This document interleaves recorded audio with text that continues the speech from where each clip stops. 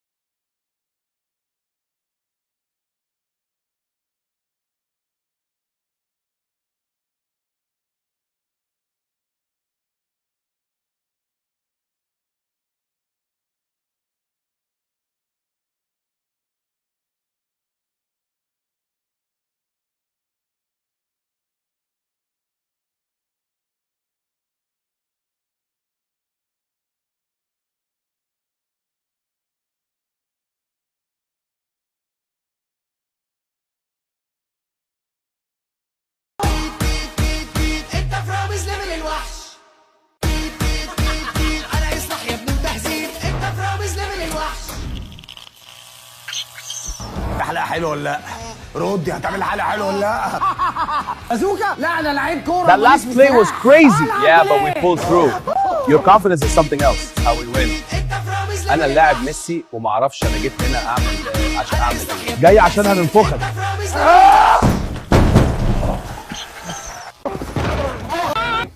هسأل كل واحد 3 أسئلة ولازم تجاوبوا بسرعة. كفاية، أنا لاعب محترم ما ينفعش يحصل معايا. محمد صلاح. Of course يا ميسي. كريم الحقني من الناس دول. ايه البهدلة دي؟ يا كريم يا سعيد الحقني طلعني من هنا يا كريم.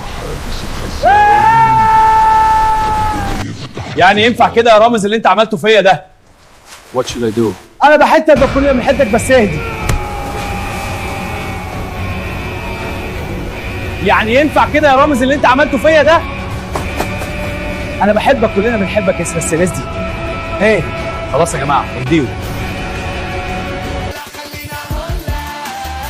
شاكف راكب على بعضي كلك فعليا نزلت شويه صعبت عليا ما خدتش ثانيه قوام في ايديا طلعتها فيا فكك دلوقتي طلع لك يعني صوت هزومها قوم اللي